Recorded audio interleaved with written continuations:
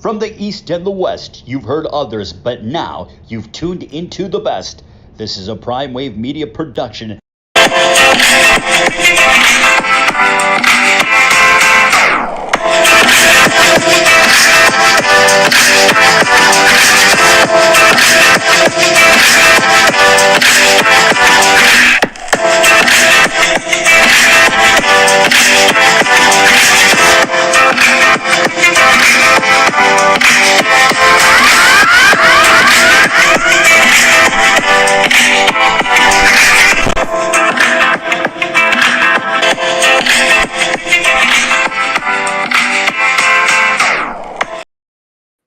What's up, world? It's the one and only Top DBICD, Primetime Capper. I'm feeling good. I'm feeling great. I hope you are feeling the same. It is time for the premier sports betting show, the Primetime Angles. So let's go ahead and jump into the first topic in hand. It was a nice sports weekend. We had boxing, we had the WNBA, we had baseball. Let's go ahead and jump into, though, the group that always wants to have the same type of attention that the NFL has, and that's going to be the NBA. We got Bradley Beal on the way out of DC and headed to Phoenix. Brad Beal is being traded to the Suns once the signing period begins in the coming days. Now, the deal has not been all the way submitted yet. It looks like it's going to be Chris Paul and Landry Shamet headed to DC, but they have other teams that may want to be involved in this as well too, for the services of Chris Paul, because we know that Chris Paul would not be on the Wizards. We know that's that's not happening for sure. So pretty much with this deal, it would make the Phoenix Suns have updated somewhat big three. But people have to understand, when we get to this point of a guy's career, it's not really big threes anymore. It's really about, can this guy come to this team and actually go ahead and win basketball games and actually get to the finals, get to a further end of the playoffs than just the first round or just the second round, where guys actually playing in the conference finals. They've been doing this in the NBA for about 40 years already, okay? So let's stop the big threes and all this other stuff. These guys are on the second half of their careers. None of these guys are in their primes, in my opinion, anymore, except for probably Booker, okay? Bradley Beal is a guy who's always hurt. They're not factors in that end. Nobody ever really mentions that either, is that Bradley Beal is always on the IR, or there's always a possibility he won't be playing in the game because of some little nagging injury. So I don't take this as seriously as everybody else, because Brad Beal is a guy that can't stay healthy. It's that simple. It's not his fault or anything like that. It's just that he just can't stay healthy. It's just he has bad luck, bad karma, and it sucks, at the end of the day. But it's a good deal for the theater of the NBA. But it's a bad deal for the Phoenix Suns in the long term. All they really have is a team that they can really just have for this season. Because at the end of the day, they're paying a lot of money to three guys. That means that there won't be enough money to really add the players that you need to add to really help this team actually win basketball games. So you're going to be asking other veterans to take pay cuts. And then you're going to be asking guys who are kind of being thrown around the league right now, who are guys who are very replaceable. They're not bad players. It's just that there's a lot of people that do the same thing that they do. So it's going to be tough to really reel in those really good role players for this group, because they don't excite you like the Miami Heat did. They don't excite you like the Lakers did when they got LeBron, when they got LeBron and they got AD. It's just no excitement in Phoenix, in my opinion. I think that there's a lot of things that say to you that this team is doing a lot of things very backwards. They fired a coach who took them to the highest of heights that they hadn't been at in 10 years before he got there. The coach literally did a whole 360 on the culture of the team as well. and you get rid of him because he was able to bring in a future Hall of Famer for you as well too, and Chris Paul, and you weren't able to do anything with that.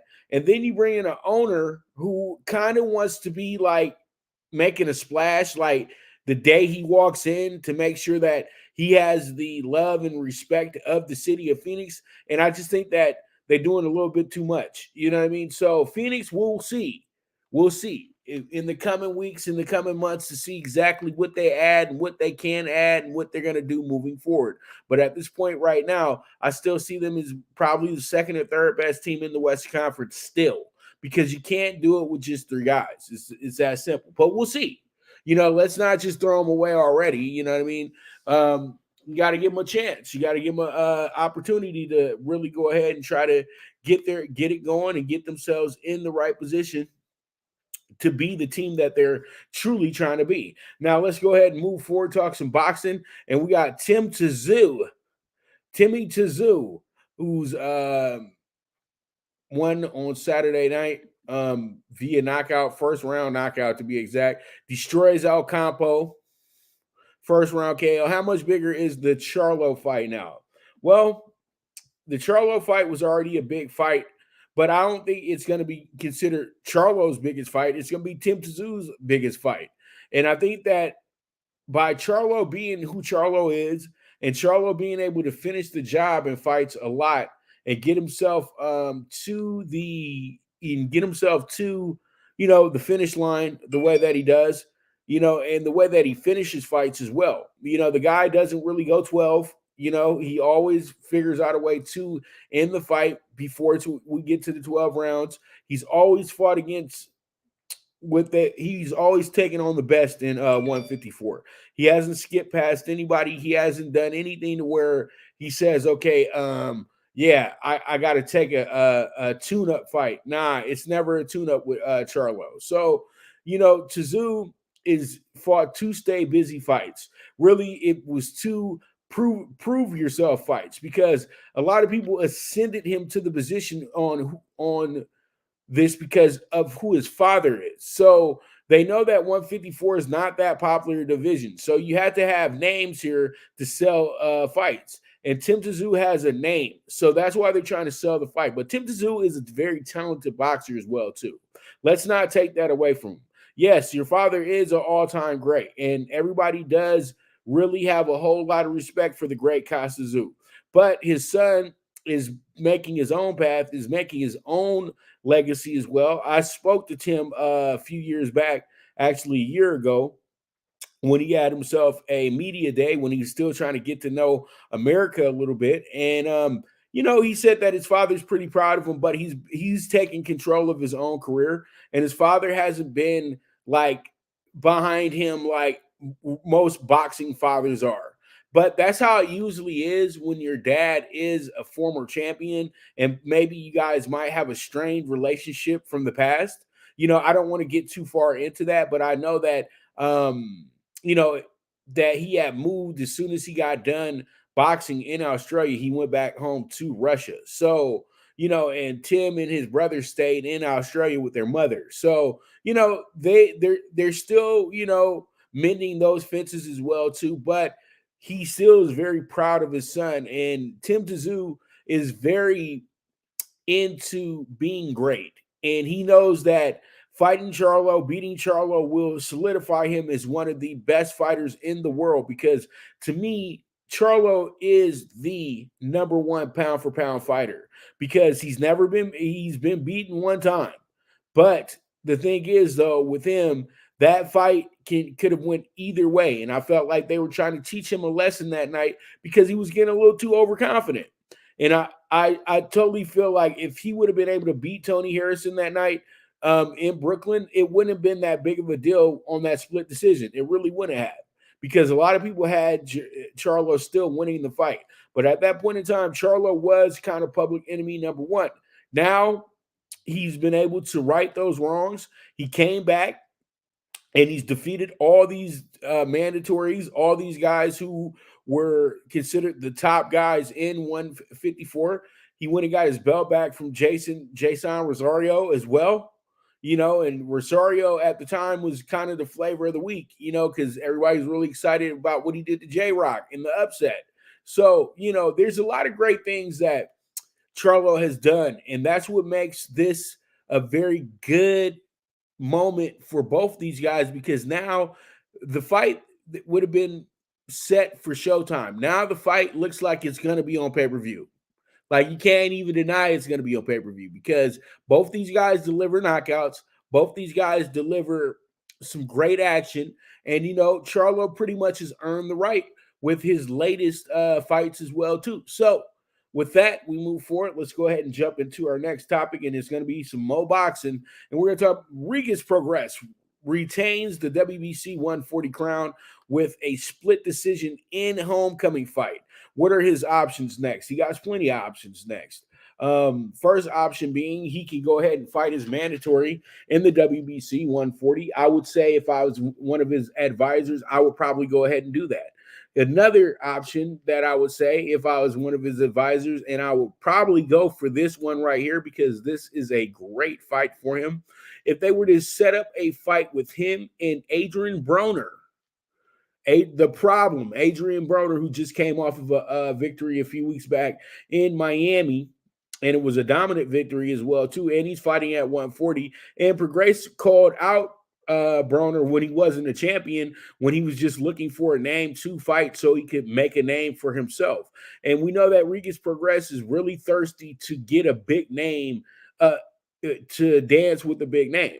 It's really, really not hard to see.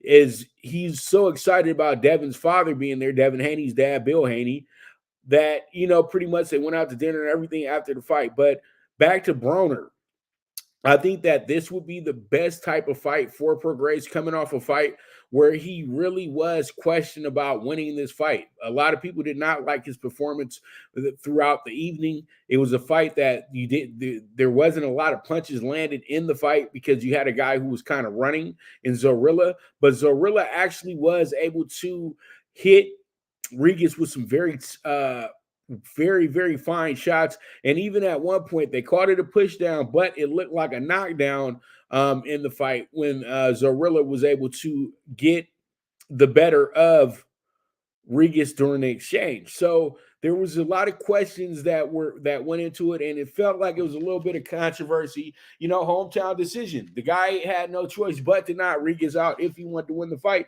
and that's pretty much what the judges told him, and that's what you have to expect in a town, in a city like New Orleans that does not get boxing that much. They don't get big events like this at their NBA basketball arena. It just doesn't happen. But he's a hometown kid, and they thought this would work. It was a sellout crowd, or close to a sellout crowd, so that makes Eddie Hearn pretty happy.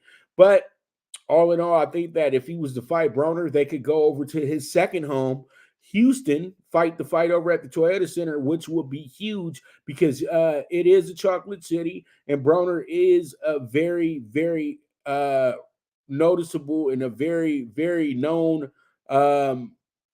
dynamic in the chocolate cities like Houston. So it would be a big, big moment. It would be a big, big fight, in my opinion, if you were to put these two, say, out there in the middle of the fall, say October or early November, and I think you could have yourself a pretty good fight in Houston. Or you could try to do this fight in September before the basketball season starts, so then you can have those dates and everything like that for the Toyota Center. Or you guys can do this fight at another venue somewhere in Texas. It doesn't necessarily have to be in Houston. You can do it at the Star in not in Arlington, but in Frisco.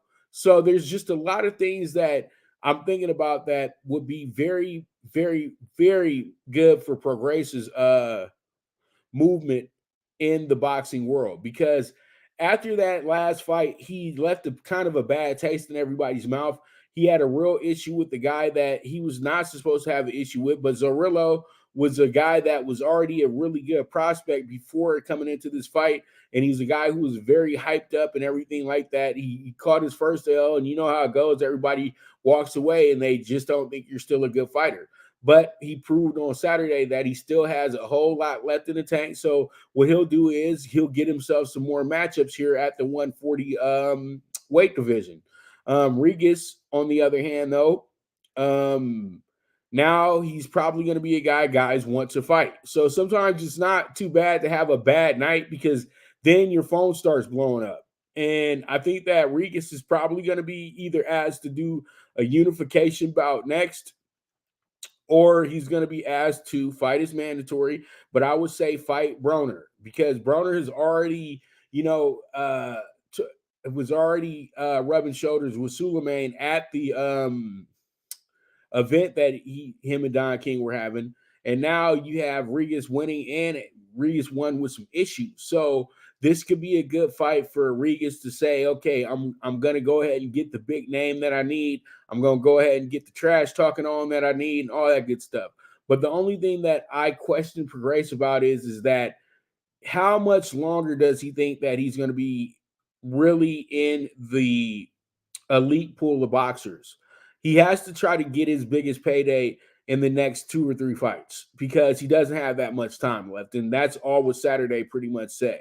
Regis Prograis is another guy that has just spent way too much time out of boxing because he wasn't able to book a fight. Before he became the WBC champ, he was a guy that literally nobody wanted to fight because they know that it was a big risk, small reward situation. So that's why he was kind of left out to dry a little bit. Now he has a world title. People want to get at that world title.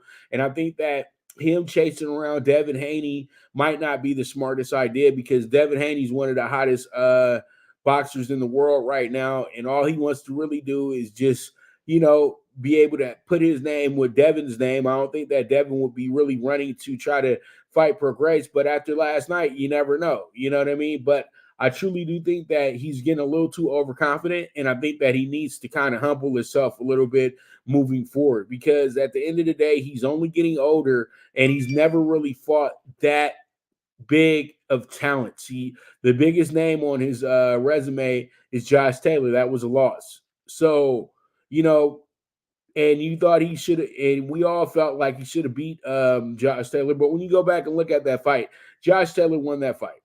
You know what I mean? There's really no ifs, ands, and buts about it. He won the fight.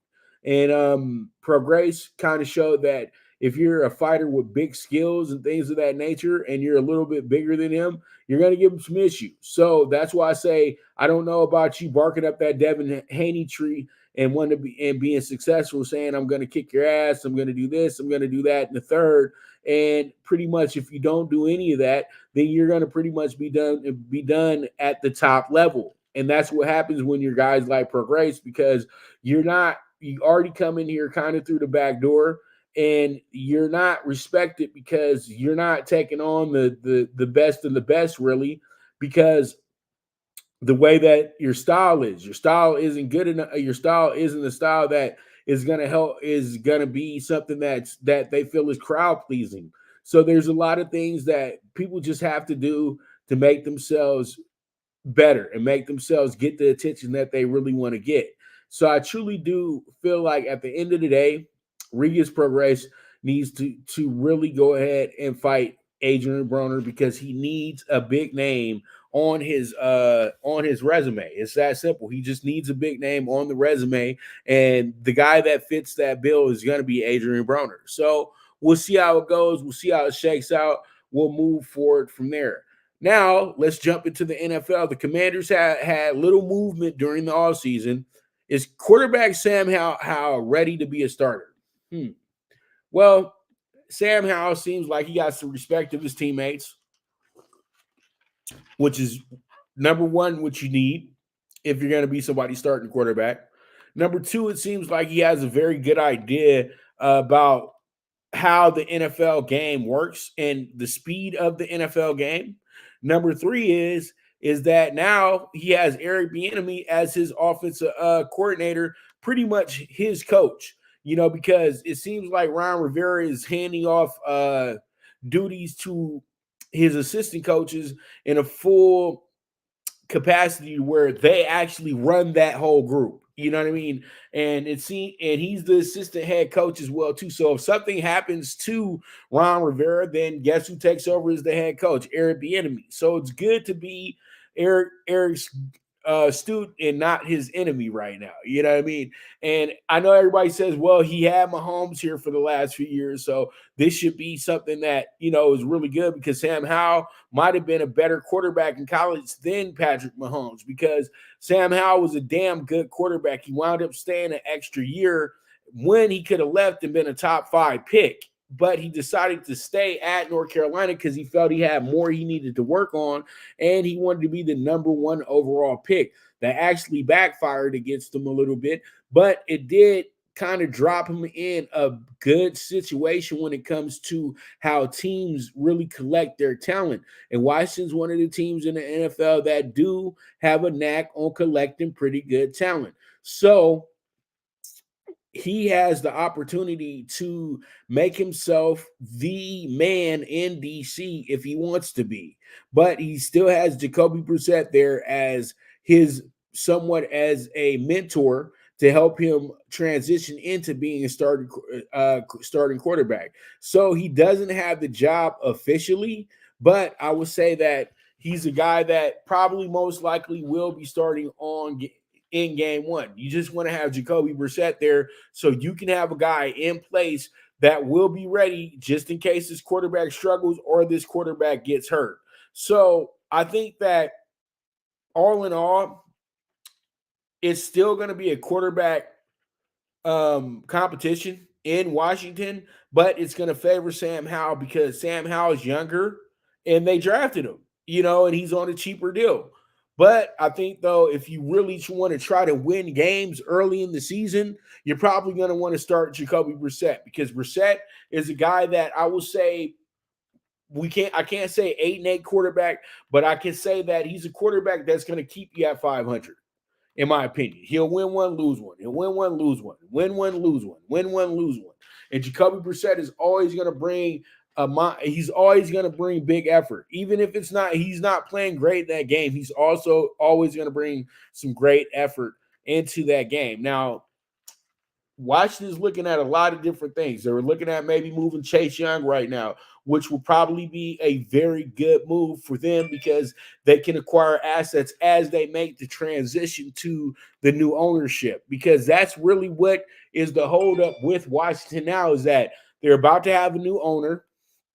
And they're about to have a whole facelift on how the team has been ran over the last 25 years compared to how they were ran with Snyder in charge. And so it's going to be a lot of house cleaning as well, too. So it's a evaluation season for most of these guys on the roster. And it seems like they are getting rid of the big money guys as we speak of, so they can put themselves in a position where they're totally rebuilding this team. And I think that if they're able to move Chase Young, that will be an absolute monster situation for them because Chase Young is a talented player. He's a great player. But I truly do feel like we're at the end of the road in Washington. And I think that if he goes off to another team right now, he'll make an immediate impact.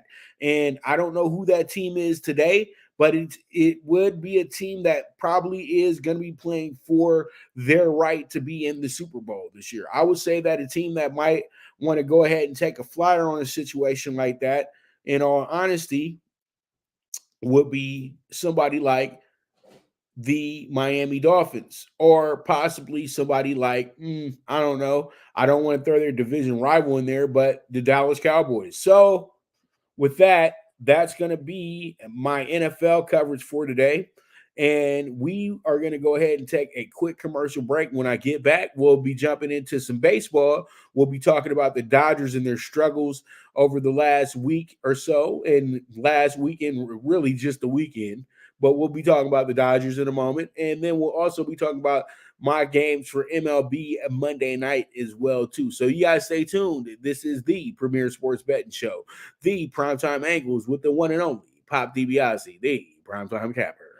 Good News Only Racing Club, led by the legendary Doug O'Neill, the trainer of 2 Kentucky Derby winners, and I'll have another in Nyquist. Also trained 2-time Breeders' Cup champ Golden Sense, who are just a part of a long list of thoroughbred champions trained by Doug O'Neill. The Good News Only Racing Club has a young core of horses to look out for in Dennis's Celery, Irish Heatwave, and Notre Dame, just to name a few. Win the day every day with the Good News Only Racing Club, a proud sponsor of the NFL Bet Exchange.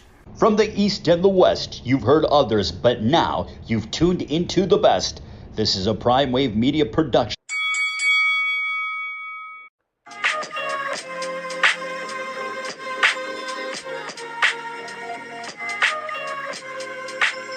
Tune into Big Wave Boxing every week with a brand new guest with the one and only Pop DiBiase, the PrimeTime Capper, getting the best boxing stories, best boxing angles, and the truth when it all comes down to the sweet science. Tune in to Big Wave Boxing on the Prime Wave Media channel on YouTube.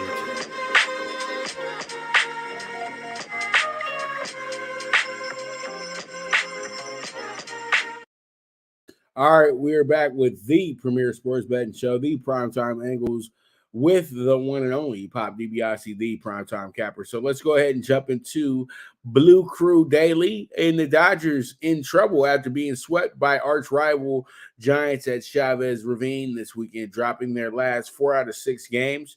You know, the Dodgers, they won 2 out of 3 against the White Sox. That was tough, though, because the White Sox really made them work for that series. The Dodgers were down 4-0 in a game, wound up coming back in the game, had to get a Chris Taylor grand slam, and then they had to get a Freddie Freeman walk-off single late. So the Dodgers barely got out of that series with winning. You know what I mean? And the Dodgers messed up in that series big time because they actually blew a lead. But the Dodgers were just snake bitten the whole weekend. They played Friday night. They played a great game Friday night. They everything was working in the Dodgers' favor, and they had their brand new rookie Emmett Sheehan up on the mound. I think everybody was ready to go get their number 80 as well too. The guy had gave up no hits. The guy had walked 2, but the guy had a no hitter going on his actual debut and struck out 3. He did a great job. He was able to keep things in check for the Dodgers. Now, James Outman was able to have a great game that night as well, too. He was able to get 2 hits, kind of getting off his snide a little bit as well, too.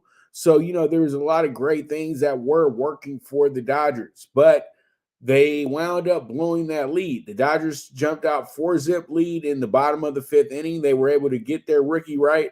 And then guess who rears their ugly head? The Dodger killer himself on the Dodgers. Wilmer Flores gets things started with a 2-run home run.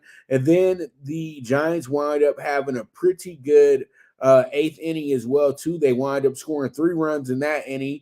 Then Freddie Freeman was able to tie the game up in the bottom of the 9th. And then the Dodgers just gave it up there late in the end with Vezia, pretty much throwing the game away. Alex Vezia, man, this guy is somebody who has been kind of a burden on the Dodgers this year as well, too. But Vezia gave up an earned run that pretty much was the difference in this game at the end of the day. So pretty much snake bit the Dodgers, because then the next day they got beat 15-0. The Dodgers have never got beaten that bad in the Giants and Dodgers series ever in LA, ever. And they got their welcome. They got sent to the upper room on Saturday, like literally early. And they had I think they had Bobby Miller out there as well too on Saturday. Bobby Miller, the heralded rookie. And he was out there Saturday. He got absolutely his welcome to the MLB moment, gave 7 runs, which was like, wow, Bobby. Bobby was walking in with this awesome ERA of 0.78. Then he winds up giving up 7. Now his ERA is at 2.833 and 1 now of the season. So, he just had to get his welcome to the MLB moment. We all know how that goes. And the Dodgers wind up losing that game 15-0. And the funny thing about it is the Giants didn't start scoring until the 5th inning. And what really ended the game, and I was watching the game when it happened, was the grand slam that was hit in the top of the sixth by J.D. Davis. He hit the ball over. He literally hit the ball. He damn near hit the center field sign. How far he hit that ball? 460-foot shot. And that literally just put the Dodgers to bed. Seriously, that put them to bed. Sleepy time. So, yeah, the Dodgers got to get this thing fixed because right now the Dodgers have fallen all the way into the third wild card spot. The Dodgers were like literally had a locked in grip on the first spot.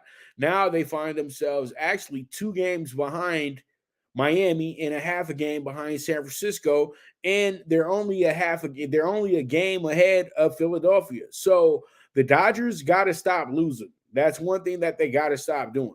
And this dropping your last 6 out of 10, this is not good at all. And then getting swept this weekend by the arch rival Giants, that's double bad because now the Giants have this new confidence that they're going to be in the mix right now. The Giants, but that's just how it is sometimes. The Giants have won 7 in a row, and they've actually won their last 7 out of 10. So they've played great baseball this month in general. You know what I mean?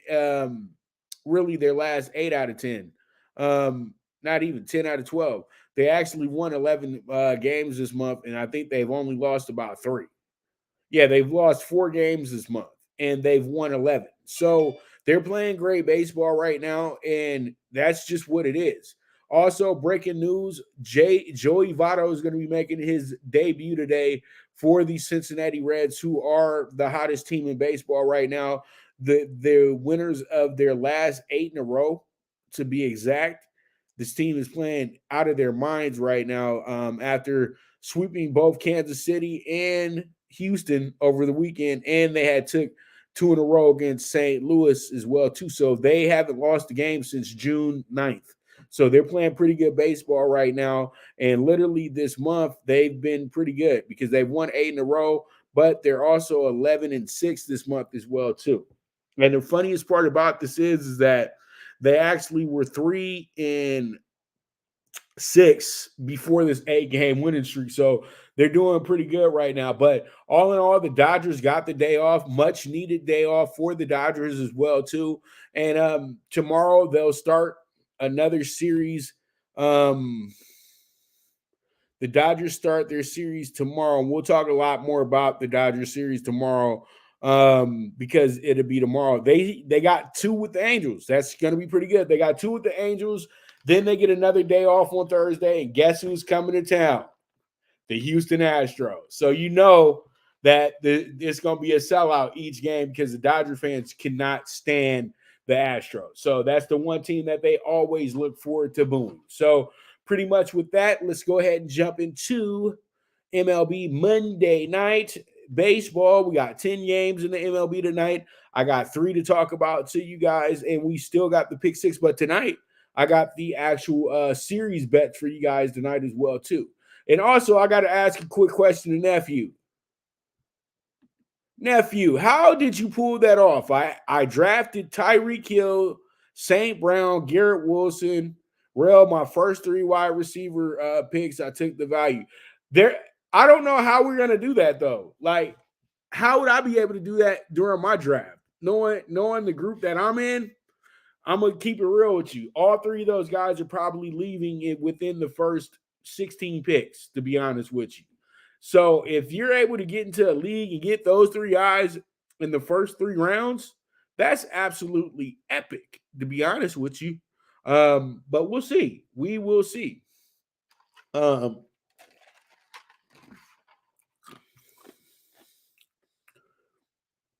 But we will see. But MLB Monday Night, we don't have a lot of interleague games. We've been having a lot of interleague games over the last few weeks. This week, we got a lot of league-on-league games, a lot of divisional matchups this week because now we're starting to get to that point because, as you guys know, the schedule changed a little bit. You don't have as many divisional games as you had in the past. You know what I mean? So that's why it's like we don't see a divisional game every other week. You know what I mean? So that's what it is. Yeah. Okay, because they went running back heavy. Well, man, you are in good shape. I just know that the way that my group drafts, everybody's trying to be kind of like ahead of the next person. So we're probably going to miss out on something like that. But that's really good, though. And damn, you guys are starting pretty early, dog. Like, literally, it's still June. You know what I mean? And like, nobody's popped a hamstring yet. So, like, literally, I'm looking at the numbers now, but I would say that I got to still wait until a few weeks, a week before the season starts. Hopefully, I got to talk to Mike, but I think that that's when our draft is, about a week before the season starts. So I think that's the best bet for me right now. MLB Monday night, though. Let's go ahead and jump into the first game. Cubbies and the Pirates. And the Pirates have to start. The Pirates actually had a pretty bad weekend because they were supposed to be able to, kind of shake off the Brewers a little bit. I told Mike on the show that they're still not a good team, even though Mike just was very blatant that they were a good team. They've lost the last 6 in a row, and they've lost their last 9 out of 11 games. Come on, dude. Since going 20-7, as I said already, the Pirates now are 20-7. Peep this. They're 14-29. That's not good. They just got off to a head start. Now they're in a messed up position because now they have the Cincinnati Reds on their tail. Them and the Cincinnati Reds have the same amount of wins. But actually, they're not even in first place anymore or anywhere near first place. They're the third place team now. They're actually 2.5 games. They're actually 2 games behind Cincinnati. So Pittsburgh's going to have to pick up their act because here comes Chicago being hot. Chicago's playing some of their best baseball right now. Chicago just lost, and Chicago, though, what's good for them, they've won their last 3 series in a row. And they started the month off terrible. They lost their first 5 out of 7 games. Since that point, they've actually won their last 7 out of 9. And they've won their last 3 series in a row. They beat San Francisco, they beat Pittsburgh, and they just beat Baltimore, who has the second best record in baseball. So they're actually starting to make their moves a little bit. They're 4 games behind Milwaukee in first place. They're also only 3.5 games behind Cincinnati, and they're only a half a game behind Pittsburgh. So this is a critical series for this team this week going into Pittsburgh. So the Pirates got to get this thing together, and the Cubbies are trying to get themselves to that point. So I think that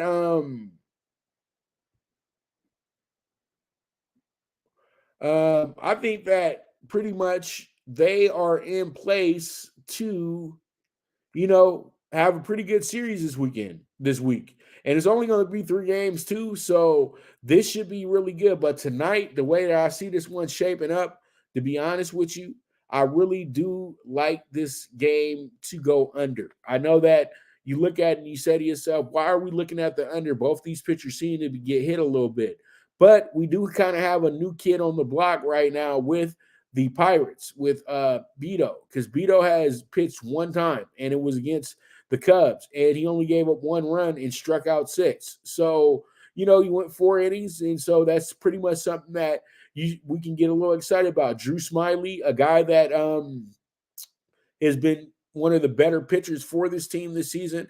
He got a little dinged up in his last game, but he should be able to bounce back because that's what he does. You know what I mean? He gave 5 runs. Usually he doesn't do that in back-to-back games, but he's been a little shaky here in the last 4 games. But I think that he'll step it up tonight because you're going against a struggling Pirates team, and your team is the hot team here. So we'll see how it goes. We'll see how it shakes out, but I'm taking the under 9 in this spot.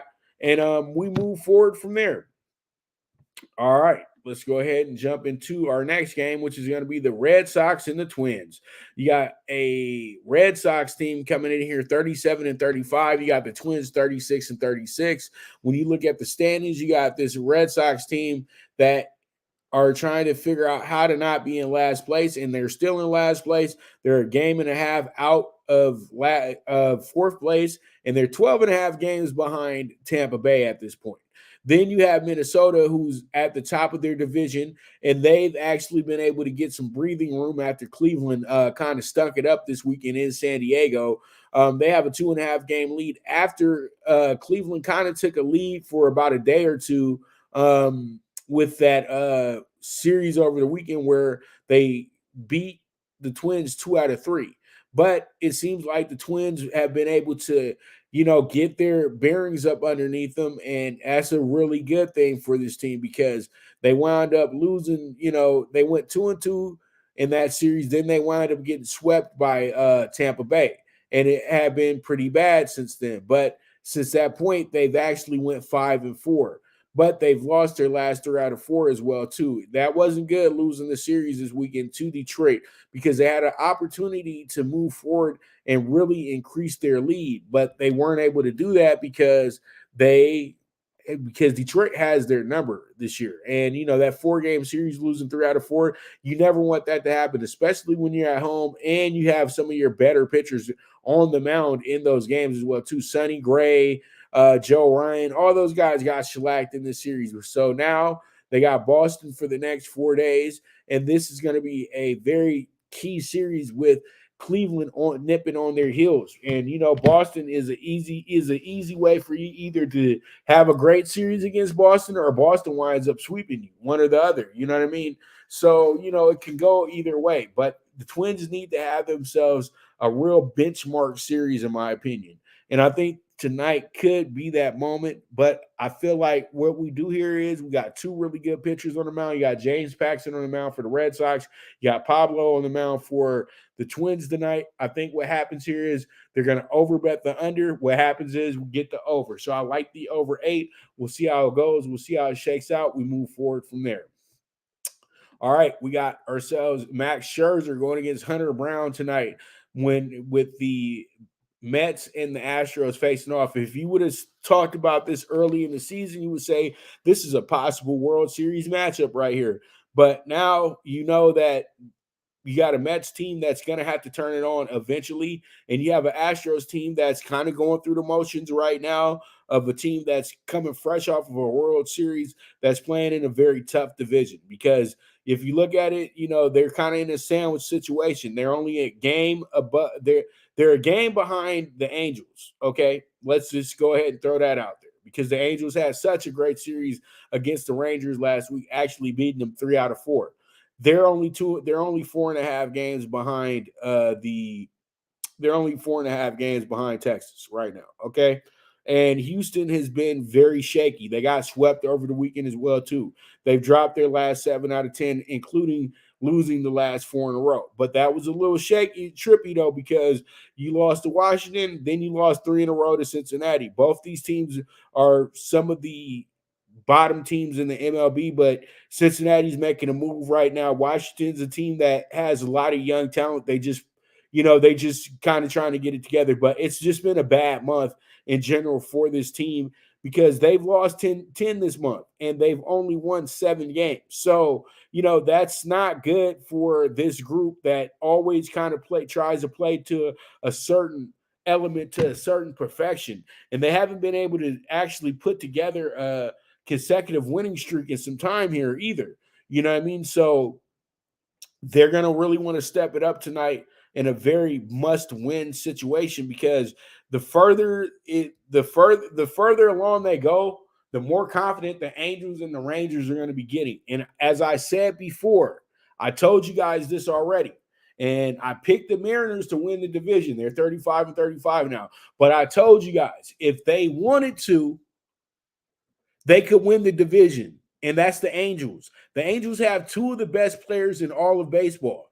And I felt like they got even more momentum when we did the WBC and Japan and America faced off in the final. And it was all about Trout and Shotani. And Trout and Shotani have taken that and told themselves that we are considered the best players in our respective nations. We were the captains of those teams. Why can't we put our actual MLB team in the same levels that we put our international teams at? And they're getting it, and everything's coming together. You finally got a healthy Rendon. You got Taylor Ward. And the key thing is the pitching. So if the Angels pitching can continue to be just above average, everybody in that division's in trouble. But for tonight's game, I think that Houston bounces back. I don't think that they lose 5 in a row. So I'm going to take Houston to actually win this game tonight. Actually, no, I'm not taking Houston tonight. I'm going to take the Mets because Houston got to learn a lesson. I thought, Max Scherzer has always pitches the big boys well. You know what I mean? All the top teams, Max Scherzer is going to bring it. And you know what? This Mets team has to get it together. The Mets have lost their last 4 out of 6, but they just have had a bad month in general. They had lost 7 in a row at one point, and they've lost 11 games and only won 4. So, these are two teams that are struggling. But I think, though, tonight, with the way that the line's working out, the over bet comes on Houston's side because they're at home. So I like Scherzer to get us home with a nice game tonight. So we'll see how it goes. We'll see how it shakes out. And that's going to be my games, the games that I want to preview for you guys for tonight.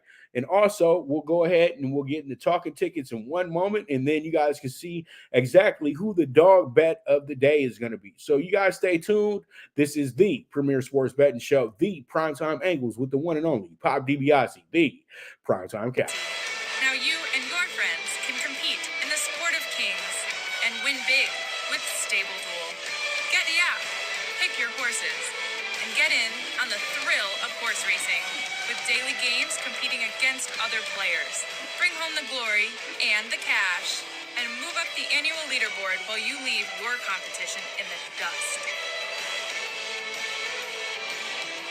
Get in the game with Stable Duel.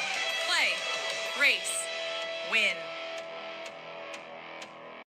Good News Only Racing Club, led by the legendary Doug O'Neill, the trainer of 2 Kentucky Derby winners, and I'll have another in Nyquist. Also trained 2-time Breeders' Cup champ Golden Sense, who are just a part of a long list of thoroughbred champions trained by Doug O'Neill. The Good News Only Racing Club has a young core of horses to look out for in Dennis's Celery, Irish Heatwave, and Notre Dame, just to name a few. Win the day every day with the Good News Only Racing Club, a proud sponsor of the NFL Bet Exchange. All right, we are back with the premier sports betting show, the Primetime Angles, and I'm here to talk your favorite topic, my favorite topic, and that's talking tickets. So let's go ahead, jump into it, and we have ourselves the MLB PrimeTime PK6 today. We got an 80-1 ticket here. I'm going to go ahead and take the plus 1.5 with the Royals tonight, minus 150. Also, the under 9, like I just told you guys, with the Cubs and the Pirates. Then we're going to go ahead and take one of our trusty dogs of the day here, even though, I feel like it's Rockies, Reds, Royals, all the teams that start with R have been our dogs of the day a lot. And the A's as well, too. So the Nats. So those 5 are like the 5. It feels like those are the 5 usual suspects, but I try to mix it up. I try to mix it up as much as possible. But the Rockies are in a good spot today, going against the Reds, who have a lot of who are about due for a loss, and I know a lot of people are going to overbet them, and I can't trust them as almost a minus 200. I just can't. And then you have the over 8 with the Red Sox and the Twins tonight. That should be really good as well, too. And then we have the Brewers with the minus 1.5. We got Corbin Burns on the mound. That's a possible playoff matchup right there as well, too. They're playing the Diamondbacks. And then we got the Mets with the minus 105 tonight, and that's going to give us an 80-1 ticket. I look forward to it. Hopefully we can go ahead and get this bad boy home, because that is the right type of ticket to get home. All right, so we have ourselves the MLB Series Winners for the 3-game series that we have this week. We got more than this, but these were the 5 that I felt like had the best chances of hitting. We got the Royals plus 145 in what should be an even series with the Tigers. They're pretty much the same team, so them, the Tigers being that much more of a favorite than them, that's a little bit of an issue to me. I think the Tigers are good. I think they're only gauging that because the Tigers just came off winning 3 out of 4 against Minnesota, but that means absolutely nothing because it seems like they're not playing that great against the Royals this year. So I got the plus 145 on that. We got the Cubs at home.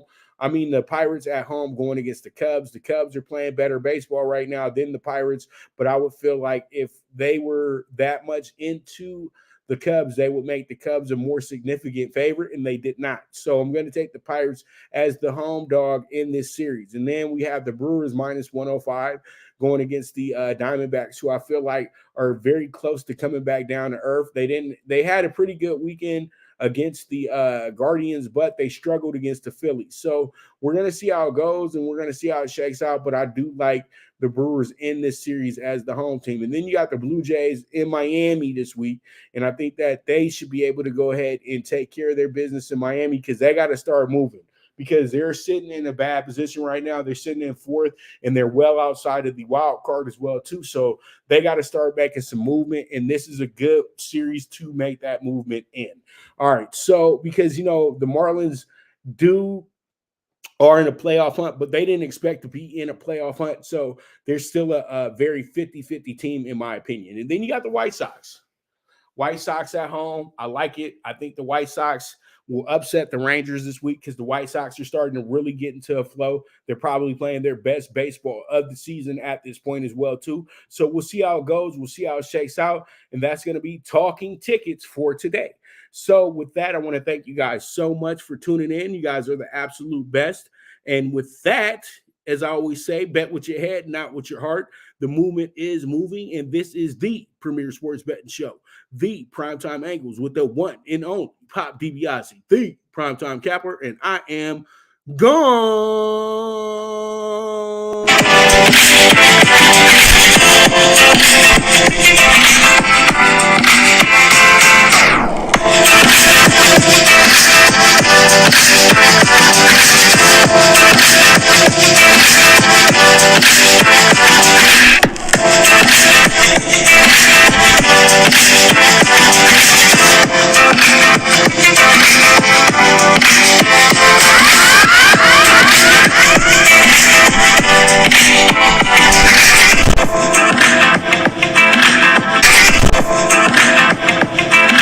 From the East and the West, you've heard others, but now you've tuned into the best. This is a Prime Wave Media production.